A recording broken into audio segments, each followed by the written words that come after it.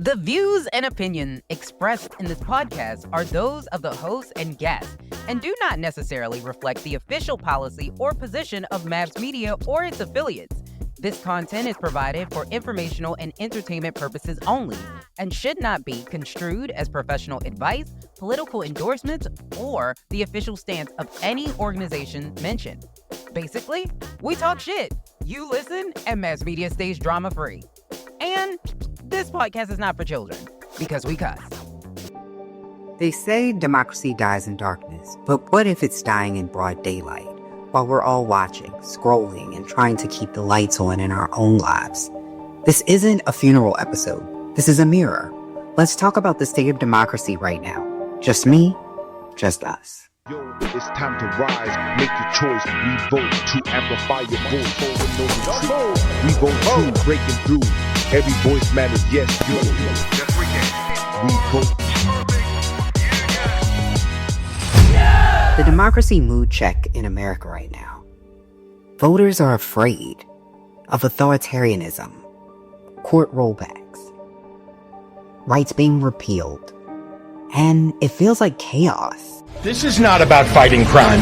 This is about Donald Trump searching for any justification to deploy the military in a blue city, in a blue state, to try and intimidate his political rivals. This is about the President of the United States and his complicit lackey, Stephen Miller, searching for ways to lay the groundwork to circumvent our democracy. What keeps you up at night? I would say the state of our democracy. I am really very interested in getting people to focus and to invest and to pay attention to what is happening in our country and in our government. I feel guilty because I voted for Trump twice. The worst decision I ever made. The GOP is suppressing voters and gerrymandering. We voted, and now what? The nation's capital put on notice, awaiting the arrival of hundreds of National Guard troops as the president places Washington, D.C. under federal control. This is Liberation Day in D.C., and we're going to take our capital back. President Trump. And for too long, 99% of this city has been terrorized by 1% of the city.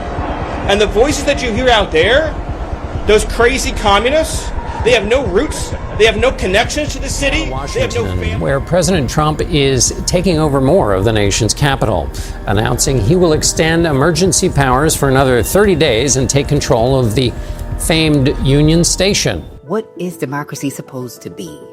Ideally, fairness, equality, participation, but currently, we just see gerrymandering, apathy, disinformation, and people being left out. In the filing, the NAACP claims the proposed districts amount to racial gerrymandering and would prevent Black and Latino voters from electing candidates of their choice. The map recently passed by both chambers of the Texas legislature. Texas Republicans have testified under oath that racial gerrymandering does not exist in the current map. They say the map is based on political performance.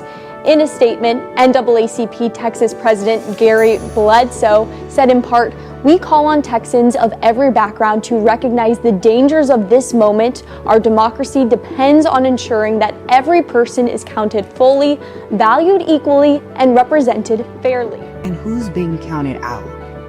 And why that matters? We keep getting told to vote harder. But what happens when your vote is thrown out, closed out, or washed out by money and power? Some politicians decide to draw partisan lines. Why do they do this? Well, sometimes they're forced to because of a census. Other times, because of political opportunity. Sometimes by putting more city voters who tend to vote Democratic in the same district as suburban voters, you can make a district more likely to vote Democrat. Republicans can do the same thing by putting more conservative rural voters into a suburban district, making it more likely to vote Republican. Black Alabamians are still underrepresented in Congress. Under the state's new Republican-drawn congressional map, only 1 out of the state's 7 districts is predominantly black. But the 2020 census found that black people make up almost 2/7 of Alabama's voting age population. So this map is probably a violation of the Voting Rights Act of 1965. which passed partly as a result of the marches in Selma and elsewhere in Alabama. While minority groups aren't automatically entitled to proportional representation in the House, the Voting Rights Act does require that they have equal opportunity to elect representatives of their choice. It's readily possible to draw 2 congressional districts that are majority black. So voting rights advocates sued over the map, and in January they got the ruling they were hoping for. A 3-judge panel found that the map was most likely an illegal racial gerrymander and struck it down, ordering the Alabama legislature to draw a new map that, quote, includes 2 districts in which black voters either comprise a voting age majority or something quite close to it. Alabama promptly appealed the ruling to the U.S. Supreme Court, and in the meantime, the court reinstated the gerrymandered map. Republicans have placed black lawmakers nationwide in their crosshairs and have waged a flat-out attack on their seats through gerrymandering. In the redrawing of congressional maps, several black Democrats have been pushed into districts where either the black voting pool has been severely diluted or they are forced to run against another Democratic incumbent. Either way, the end result has become less political power for black communities. What is working and what's worth fighting for? Even in all this mess, people are still winning. City council races, courtroom decisions, community organizing. Democracy is messy, but it's still moving. Democrat Caitlin Dre has pulled off a victory in a special election for the Iowa Senate, flipping a Republican held seat and breaking the GOP supermajority in the chamber for the first time in 3 years. All right, not only are Democrats likely to win the House in 2026, it looks like we could actually win the Senate as well. This would be a complete flip of Congress. Donald Trump would have no control of either chamber. Democrats can flip the 2026 Senate if Roy Cooper wins in North Carolina, the former governor who's heavily favored to win. Special elections in Pennsylvania flipped a state legislators' House majority to Democrats. Let me explain. Special elections took place for a seat both in the House and Senate for the state of Pennsylvania. The House election went to Dan Gogenauer. Democrats now have majority control of the state House by a single seat. Following there was also a close Senate election between Democrat James Andrew Malone and Republican Josh Parsons in Lancaster County for the 36th district's vacant Senate seat. Democrat Malone won with 482 votes, or a 0.89% lead. Lancaster County overwhelmingly voted for Trump in the 2024 presidential election with 57.5% of the votes. A Democratic win does not tip majority state Senate control to Democrats, but does change the seat division to 27 Republicans versus 21 Democrats. Some breaking news here from the highest court in California. Republicans had brought forward a lawsuit challenging the legality of California redrawing its maps. That's obviously going to be a big referendum in front of Californians on November 4th. So they've brought that in front of the California Supreme Court, which has just ruled. Can you explain what happened? Yeah, the lawsuit got dismissed, and it got dismissed in a way that is humiliating for the Republicans. So what can we do? Democracy doesn't survive because we watched it. It survives because we act in whatever way we can. So make sure you verify voter registration, get involved locally, donate to community journalism, and start conversations. And just refuse to be silent. So we've made it to the final countdown.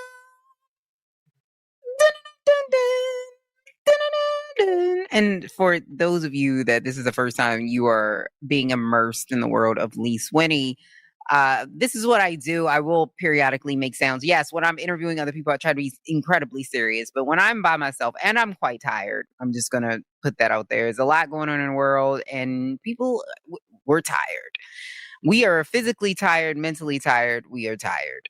And I also want to say thank you for sitting through that very melodramatic music and framing I did. I really wanted, I was trying, I'm not very good at that type of stuff, but I was trying to really show how serious the tone was. So I appreciate you guys. If you made it thus far, appreciate you.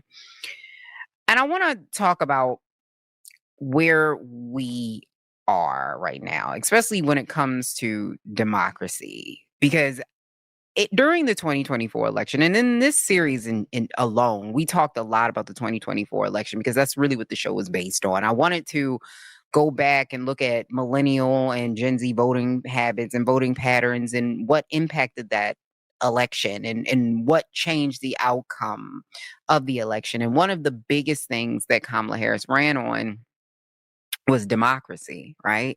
We have to save democracy.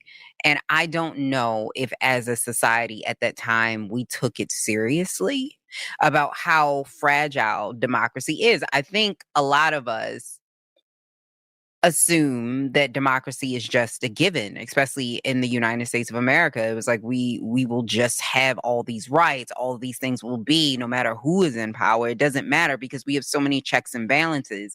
And as we've seen over the past 8 months, checks and balances don't mean a lot when the people who are in power don't care about checks and balances.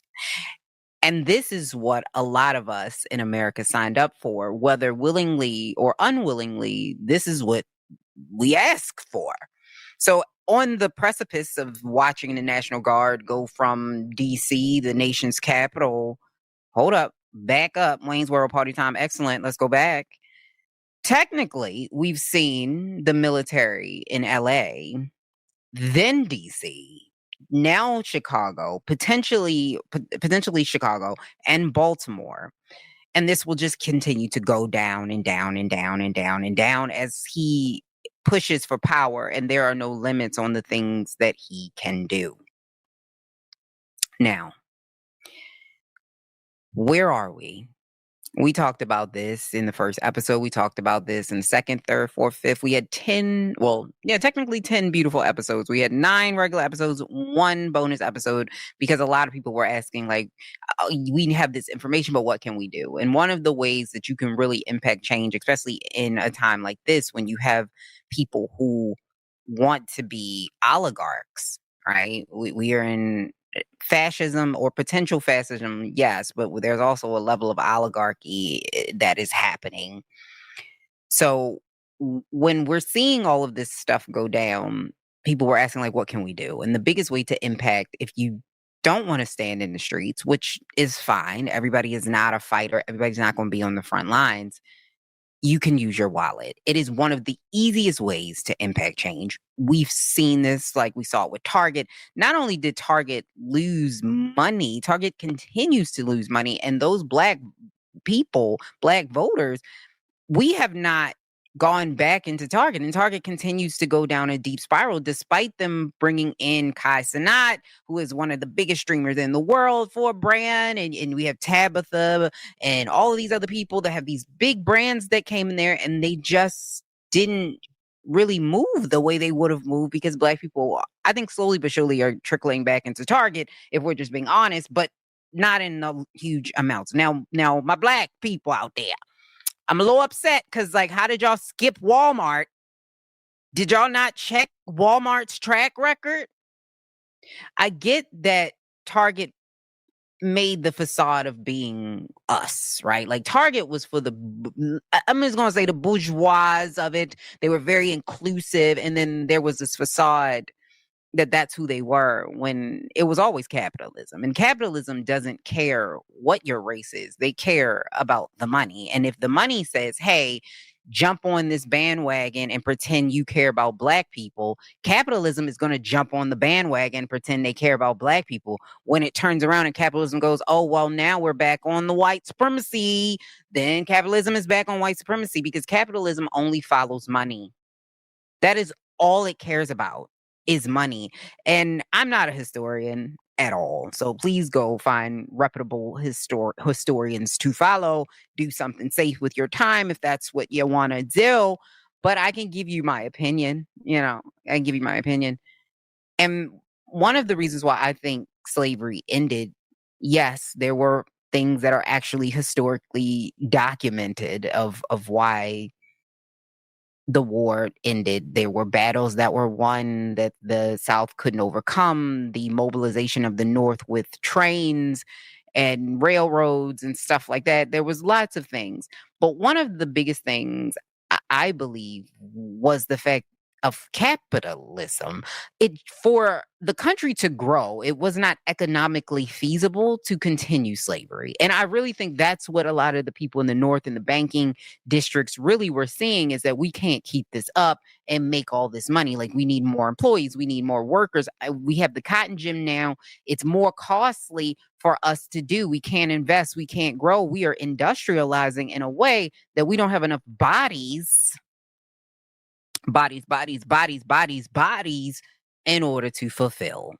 And I think that that is a bigger part of it that we don't talk about, because it's not that slavery in the North was any better. Like, even Dr. Martin Luther King went to the North. He went to Chicago and went, whoa, this covert racism is so much worse than the overt racism, because I don't know who's my friend or not. And I'm getting into a situation before I'm getting into a situation, and I not know what types of people I got. Like, it was a level of subtle racism that we deal with now that in the Deep South back in the 60s, they weren't necessarily dealing with. Now, the brutality of the South is something no one should ever see. It should have never happened. It should never be, because the brutality of the South was worse. But the impact of the races of the North was more lasting. That is still happening today. Okay? But I digress. Let me get off my soapbox. Where are we now? Right now, we're still in a democracy, despite what people are saying. It's like we're in fascism. Not on paper. Okay? On paper, we're still in a democracy, which is kind of how fascism starts. Like, we think everything is fine. And I think we've gotten to a place in America where we are pretending like everything is fine. And a lot of people still going to work, still trying to buy their Shein, even though you got tariffs and the loophole has now closed. So I believe, if I'm not mistaken, you may have to pay that money once your item gets to the port. Okay, when it gets to the port, which I had a conversation with someone, and there's still a lot of confusion about who pays the tariffs. It's always going to be the corporation or company or entity that's picking that item up from the port, which are American companies, and the money will be passed down to American consumers. But it is the American company. It is not the foreign entity that's paying it.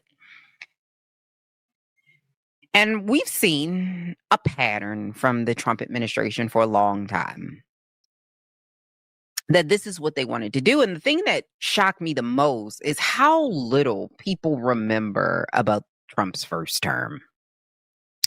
It was almost like people wanted to pretend like that first term didn't happen. And the whole point of him winning for a lot of people, and this is something we really harped on in this series, was that it was about the eggs. And one of the things I said in each and every episode, it was never about the eggs. It was never about the eggs, because it wasn't. It was always about a feeling. People in America and many other places, we don't vote for anything. We vote against it. Always have, always will. We vote against something. We don't vote for anything. And that's part of the problem in our country, right? Because we don't vote for anything. A lot of people, when they look at who they vote for, it's like, it's not that I'm voting for this candidate because I love this candidate, because you often will hear, especially Democrats, oh, they're not perfect. Not a perfect candidate. I was the lesser of two evils, and which that was a episode that I wanted to have, the lesser of two evils conversation, and how dangerous that word was in this election, especially for Kamala Harris's team. And I think they should have talked about that more, if I'm being honest, and brought that up, that whole lesser of two evils thing. They talked about saving democracy, but not that part. Not as much as they should have. But the whole lesser of two evils thing makes people think that there is an equivalent, especially when it comes to democracy. And that's not, and never was, what was happening. People were voting on a feeling of feeling superior, because he was talking to people that felt like they were losing something because of the privilege that most of them will say they don't have. Like, they feel like I should have more, and these other people have more than me. But where does that feeling come from? What gives you the right that you should somehow be further ahead than somebody else with absolutely no basis for it? You just feel like you should. Where does that come from? What is that? What is that feeling? Because if you dig a little deeper into the feeling, like you get a little deeper, like a little bit deeper, you'll find out what that is. You may not like it, but you're going to find out. And in Trump's first term, going back to Trump's first term, people pretended like the railroad train that is coming through our front door wasn't there in episode 1, season 1. Episode 1, season 1, his finale, like I said a billion gajillion times, was COVID. That was his finale. During his first term, there were so many operational shortcuts and a lot of civilians that were harmed. There was the 2017, I think it's Yakla raid in Yemen during his first term, which drew some criticism over civilian casualties. We now see the SEAL Team 6, where they killed a bunch of North Korean civilians from a failed operation, and they did not inform Congress on those matters, which that just came out, which potentially shows that they broke the law. Yes, the president has some discretion in what he does, but if it's a major mission like that, where you have a lot of casualties because of errors that the SEAL team made, that is something that Congress should have been briefed on. So it is a possibility that the Trump administration broke the law again. All right, like that's not even just broke; they do it all the time. It's almost second nature to the Trump administration. So it's very similar to what happened in 2017. It's very similar to what just got disclosed about North Korea, like I was saying, and the atrocities of not only of them killing those innocent civilians, they made sure that they also, this is very brutal, graphic, stabbed their lungs so that their bodies would sink to the ocean floor and no one would find out. And mind you, all of this was happening when Trump was trying to have a conversation with North Korea, because at the time he was trying to get as much information as possible. Back in 2016, he was seen as one of the biggest threats. At that point, I don't even think it was Russia. I really think it was North Korea at that point. One of the biggest threats was North Korea. And so they were trying to get information from them, all while they were going to be having a summit together. The summit did happen, but nothing came of it. And then North Korea went on to fire more missiles than they had fired in literal years. People just overlook that, I guess. The family separations, we forgot about that. The 2018 zero tolerance policy, which produced thousands of separations of children from their family. And those children all of them never got replaced with their families. They got lost in the system. A lot of them, those children were mentally scarred, not to mention probably physically abused as well. That just kind of got swept under there as well. And then he had a war on oversight in the first term. We saw him firing inspector generals in the first term. There was a large purge and a revolving door of terrible characters that came through Trump 1.0. And we just forgot. Right? We just utterly forgot and didn't care. Trump's Jobs and Tax Cut Act, which a lot of the middle class initially saw a tax decrease and then over time saw tax increases, was Trump. A lot of people blame Biden, but it was Trump. It was because those temporary tax cuts that he gave the middle class so that they would spoon feed them into these tax cuts for the wealthy, it evaporated. Just like this big, beautiful bill. Same. This isn't new. This bait and switch has been happening forever. And now that we're here,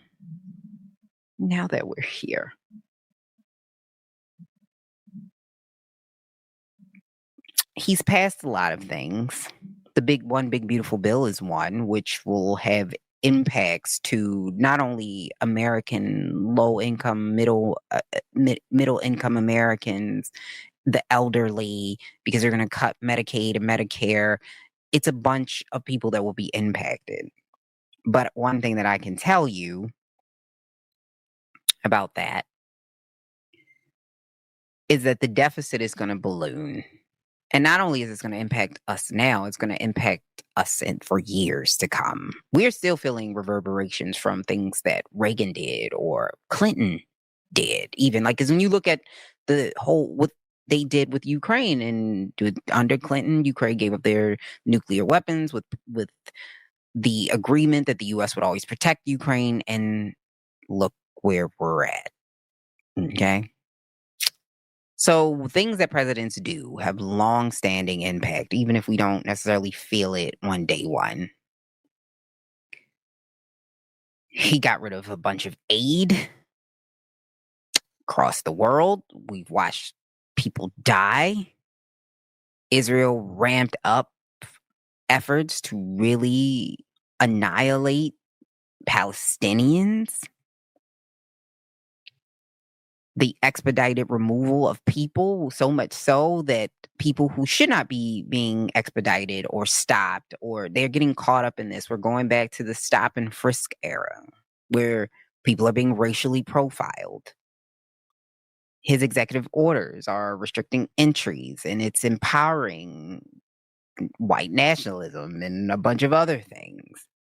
It's creating a very hostile attitude in America towards people that are minority and or other. Not to mention, he cut the Medicaid work requirements and benefits will be cut. The consumer finance protection rolled back. Like they're just doing things that hurt regular Americans. So anytime you watch somebody you watch their actions and who this will impact and why his own supporters of MAGA, who mostly don't fit into this very rich bracket because there's not enough of them, you would think they would see it. Rolling back that banks are capped on overdraft fees and late fees and all of that, and he doesn't care. Rolling back that the airports have to refund customers, rolling that back. He's requiring federal proof of citizenship in an executive order. Like, there's a lot of things that are happening.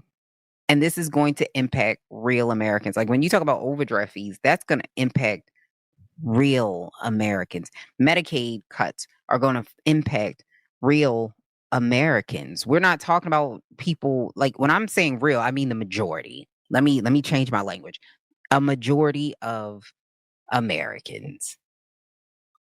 Because the hospitals in these areas who depend on Medicaid won't be able to stay open. So if you're in a rural area, you're going to be impacted. If you're not in a rural area, the cost to go to the hospital and to the doctors is going up. Those costs got to go somewhere. When these people, because they're not going to stop getting sick, when they have to go to the doctor, when they have to go to the hospital, where do you think those costs are going to go? To you. That's like when I've been telling people this for years, like when and if people steal enough from a store, right? You can get 1 over, 2 over on the store, but the people you will impact the most are the people who live in that area, because eventually they're going to start raising the prices in that area. It's going to make it harder for those people to go into the store and shop. Everything will be behind glass shelves and keys. It will impact the people in that community. And that's exactly what's happening now with Trump and the Trump regime. The tariffs are going to sink small businesses that depend on items from overseas. They just will. Especially if they're also relying on small imports. Yeah. That's going to impact the de minimis rule. He got rid of it. The loophole. It will impact small businesses. Not to mention all the executive orders that he released on freedom of speech. Now, I will say that from a standpoint of the courts, Harvard just won that Trump withholding funding from Harvard I believe, was found to be illegal. We're starting to see the courts are pushing back a little bit, and there have been some wins in the courts that are protecting democracy. The issue is that eventually we will set these court rulings up to the Supreme Court. And no, the Supreme Court doesn't take every case that comes to it. They get tons and tons and tons and tons of potential cases each year, and they only select a small percentage, a few, that they actually will hear. So there's a few of these cases that probably are going to make its way to the Supreme Court. And with that being said, it could have lasting impacts since the Supreme Court is very much conservative. Very conservative. Where do I think we are really headed? Because we are seeing the erosion of democracy in a way that we've not seen in a long time. And I've seen an article, I think it was in the New York Times, said what stands between us and losing our democracy is who the Democrats pick as leaders. And that scares me a little bit. First of all, the Democrats are not perfect, all right? They're not a perfect side. But I will say that when you're looking at the money, the GOP is still, despite all the stuff that's happening, the GOP is still outraising Democrats. And listen, Democrats, it appears that it appears that the only thing that you're doing is asking for money. And if that is what it's appearing to be, people are going to tune it out. People are going to shut that down. Like, I was getting so many emails, I had to unsubscribe. We need y'all to do more than just send out funding. And I get it. You need the money, but we need you to do more than that. This is another reason why we had that whole argument about people getting paid, potential left-leaning creators getting paid in order to talk about democracy during the election, which is not a bad thing. Oh, no, we're trying to protect democracy. But people are saying it's the transparency of it. The issue is, it's not the money, it's the system. It's not that the creators, it is the money. It's not that the creators got paid. It is the system. The system is what you don't like. And I think that we need to get the money out of the politics, which is also an episode that we were supposed to have about the money in politics, season 2. Because it is a very big part of our system. It is a very big part of what it is that we do and how we operate. Because if the election seasons weren't so long, like the campaign seasons weren't so long, people wouldn't need all that money. If we didn't have all of these, like the Supreme Court ruling of Citizens United back in with Hillary Clinton in 2010, I'm sorry, this wouldn't have happened. Now you can have super PAC money and you don't have to tell where the money is coming from. You don't have to disclose it. All of this dark money is in there because the system is broken. It also limits who can run, and it limits how much they can actually make a difference, because these people need the money. And in order to get the money, you have to get the money from major donors. And if you're getting the money from major donors, you're going to listen to the donors. That's just how it is. Or you're going to get 1,000 emails a day asking for money. So either one is incredibly annoying. And I think that the Democrats still haven't figured out who they are. And that's quite sad. It seems like a very easy fix to figure out who you are and to just stand up. I think there were a lot of Democrats, including Muriel Bowser, who is the mayor of Washington, D.C., who thought if she bended the knee, she would be okay. And if I'm not mistaken, Muriel Bowser is up for election next year. And the impact of the people in D.C. and the way that the residents have been talking about it, not Trump, because Trump's saying, oh, it went down, da, da, da, da. Of course it went down. People don't feel comfortable walking around with the military out there. But what happens when the military is no longer there? Because you already have them standing out there and you're activating them for 29 days so you don't have to pay them, and then you're going to reactivate them or get different National Guards? That's kind of cruel. You have them out there doing lawn work because there's nothing to do. But Muriel Bowser is a perfect example of maybe she's trying to get some other type of position, sort of like Eric Adams. Okay, maybe that's the goal. But the issue is, do you bet on Trump and ruin your career? Because once you go on that side, you can't come back. Like, you are forever cemented into his legacy. And it appears that the DC may have sued for the deployment of the National Guard, which is crazy because I thought just like 2 weeks ago, she was talking about how much it was working.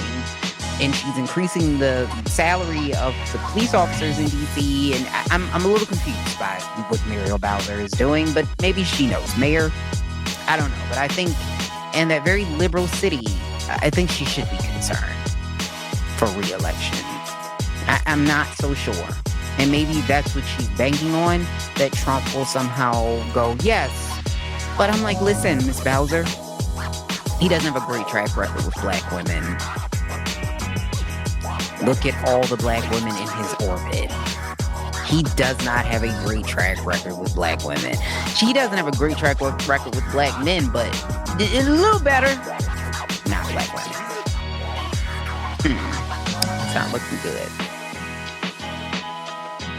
And I think at this point, the Democrats, because the political pendulum has swung so far right that it can't do anything unless...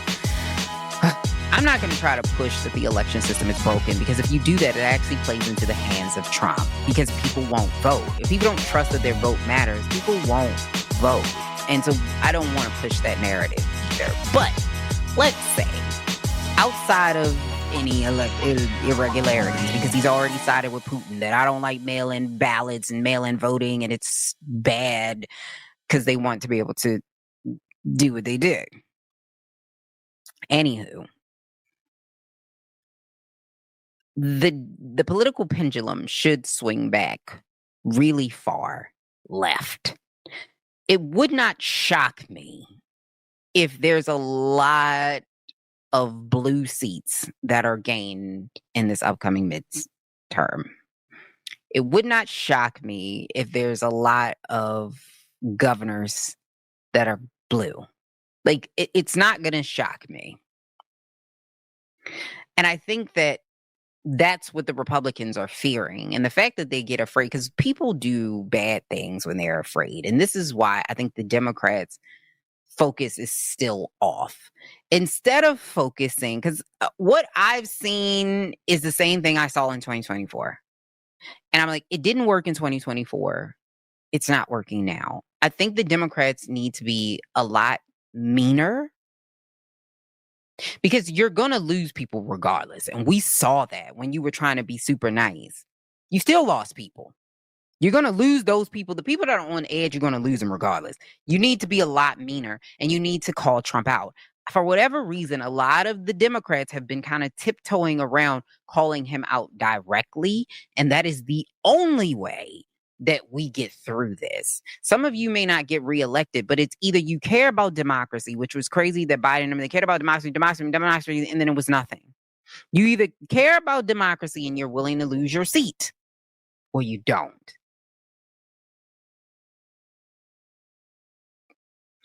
And I think that the Democrats need to do a better job. I think Gavin Newsom has done an amazing job with his team of really playing into the hands of the stupidity of what a lot of people ignore for Trump and how hypocritical it is.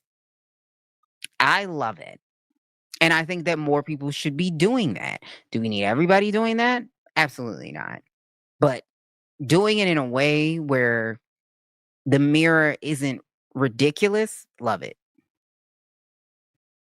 They're doing it in a perfect way. And I think more Democrats should be calling, every time Trump does something, they should call it out.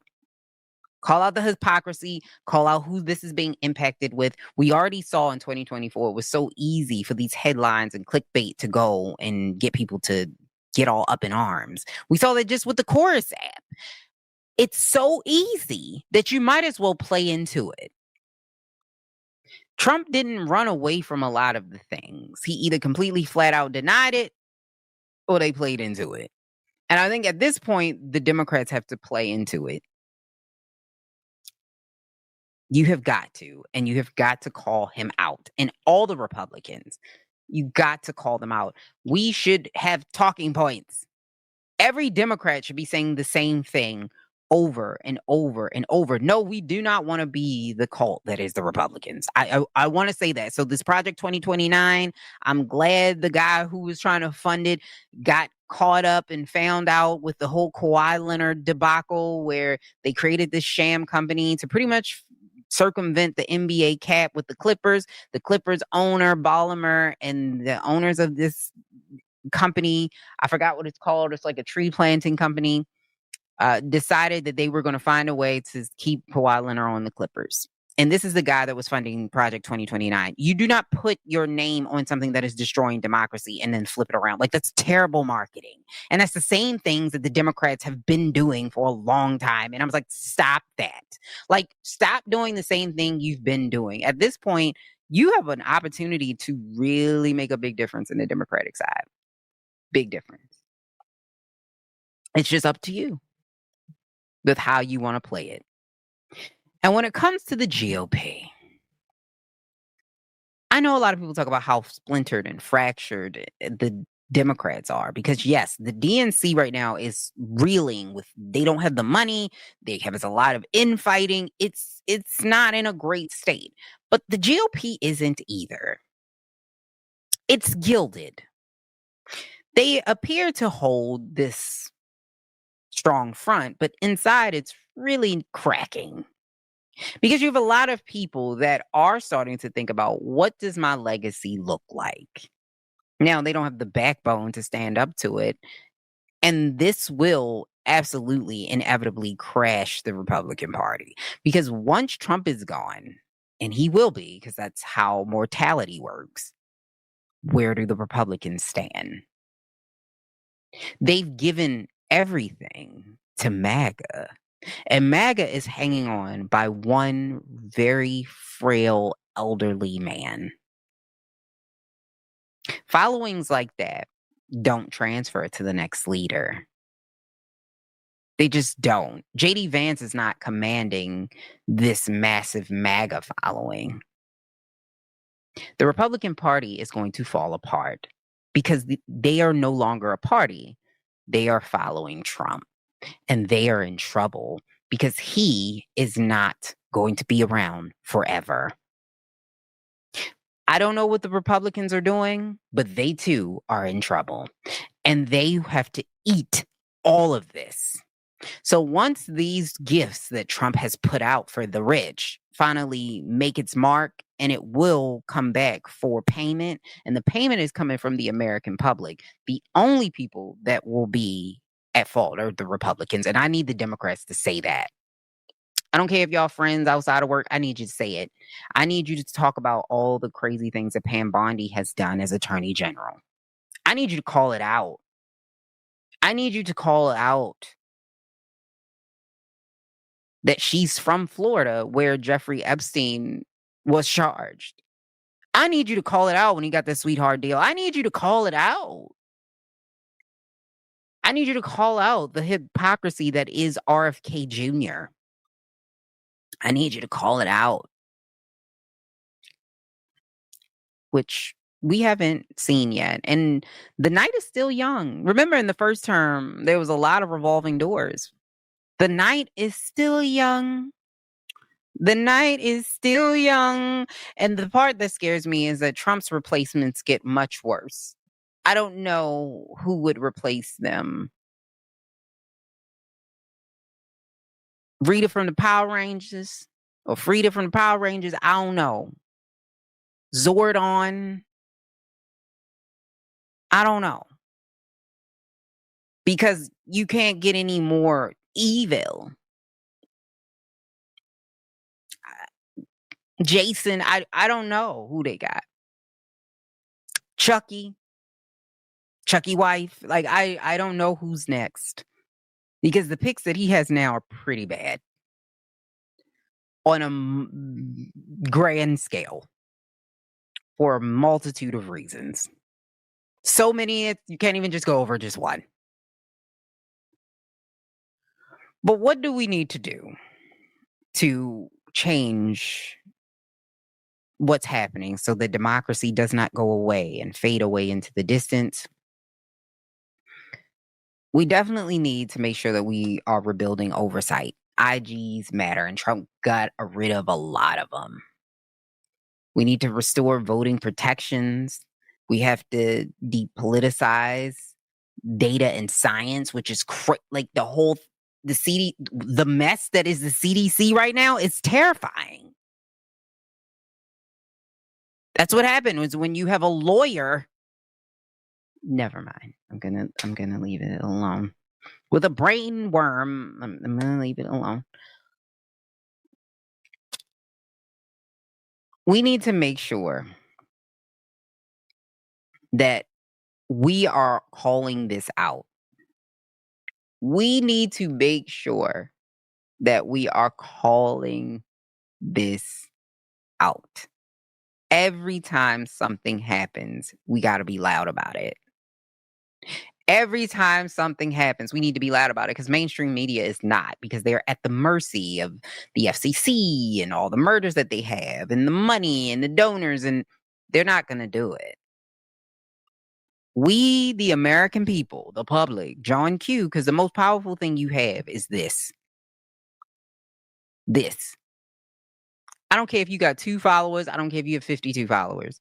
You need to be talking. And if we all are on there talking about what's happening and we are giving the information, the right information, accurate information, even if it's not always positive for the Democrat, it doesn't have to be. Democrats aren't perfect. That's not what this is about. It's about protecting freedoms and democracy. So until we have that, we can't do anything else. So make sure you're loud. Make sure you are using your money and you're using your money and you're using your actions to support companies that listen to what the American public is saying. And make sure you're finding out who your representatives are, because some people still don't know. Make sure you know when the elections are, because some people still don't know. It is a quick Google search. Make sure you know what's on the ballot. Make sure you know what's on the ballot. Who are you voting for? What type of propositions are on this ballot? Like, what are you voting for? And this has to be you wanting to do that, so that you are prepared. Find out who your representatives are. Reach out to them. Tell them. I'm worried. Because a lot of people think just because people are poor, it means that they are dumb. And I work in a area and in a place where I believe a lot of people that I've talked to think that, and couldn't be further from the truth. Just because you don't have money doesn't mean that you don't know or care about what's going on. Let them know. Let them know. Even if you don't have the language, let them know how you feel. Let them know. And then you have to keep on them. Mm-hmm. You got to keep on them. Keep on there, keep it on. Because they're not going to listen on the first try. They're not going to listen on the second. They're not going to listen on the third. It may take a few tries, but keep on them. Keep on moving. Is that the song? I think that's the song. Yay! All right. So here we are. Let's look at the democracy meter. So that is leaning negative, not because voters have lost agency, but because institutions that possess the truth, like the inspector generals and scientists, are being compromised. They are putting people in position that are going to bend the knee. That is the first telltale sign that something is wrong, right? That democracy is being threatened. So I need you to know this. They don't want you to get facts anymore. They're not going to report on jobs anymore. We're not going to do that. We're not going to tell you about the president's health. We're not going to do that. And the Chevron rule ending, which I talked about a while back on Millennials Anonymous. Well, I guess it wasn't Millennials Anonymous. It was on another platform. Is a very important rule that a lot of people overlooked. It can be very complicated. It can be very convoluted. But please go look at the Chevron rule and what that means, because it means that you will no longer have those experts in place to make decisions about expert level challenges and decisions. It is now all going to be based on the political environment and sphere, which is a scary place to be. The economy is cooling off. We now have less jobs than that are out. And we have less jobs that have been created and more people who are unemployed. We are headed down that road. Millennials, I know. Hold on. I know. Hold on to your wigs. Because we are going down this road again, this horrible, horrifying yellow brick road that keeps following us. And it begins with recession. Almost vomited. It's coming again. It's coming back. I can feel it coming up in my throat. Okay. It's coming. So that's problematic. Okay. Now, when it comes to the election, this is going to be the biggest meter of them all, because the other ones we've been needing to start moving. But this one will really show us how well we are responding to the fact that the democracy meter is tilting away from democracy. The election, the midterms. They say governors' races are stress tests. There's been a lot of redistricting legislation. Texas passed through a very gerrymandered map. Utah blocked a very gerrymandered map. You see California is going to be putting potentially five new seats in California. New York is saying they may follow suit. Some other blue states are saying that they may follow suit. Maryland is saying that they may follow suit. Gerrymandering is never a great thing. And then, of course, you have the case out of Louisiana with their very gerrymandered maps that will be some additional arguments will be made in October of this year. And that will have an impact on the Voting Rights Act if the Supreme Court decides to uphold the very, very racist voting map that Louisiana has. So we'll see. We'll see.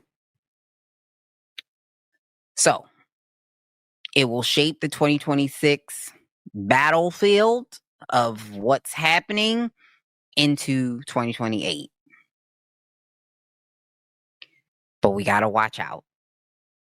So do your research. Go find out who your representatives are. Find out what they're doing. And find out what laws are sitting in Congress. Okay? Go to the White House page. I know you might... It's terrifying. But go to the White House page and see what executive orders he is signing. So you can see what's happening.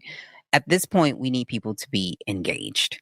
There's no more, I get on. It's not, I don't do politics. Everything you do is political. Down to the time it is in your area. The system of measurement we use was political. Buka butt. Everything is political. I need you to get engaged. I need you to get informed. We need you, Pooh. We need you. And that's why we can really impact change if we vote. And I know people have said, I don't want to vote. I don't want to vote. Voting doesn't mean anything. It doesn't change anything. If it didn't mean anything, According to the Southern Poverty Law Center, which sent me requesting some funding in the mail, and I got this the other day when I opened it, more than 24 states would not have passed voter suppression laws, with more in the works, if voting didn't matter. I need you to vote, and I need you to vote informed, because there's too many people that voted for Trump that said, I didn't know this is what his policies were. It's good to have a vibe, but it doesn't work with policy and fact. I need you to know. I need you to be media literate. I need you to check multiple sources. Don't take my word for it. Go check it on somebody else. And I'm okay with that. But please do that. Because we vote too. Tell a friend to tell a friend. Till next time.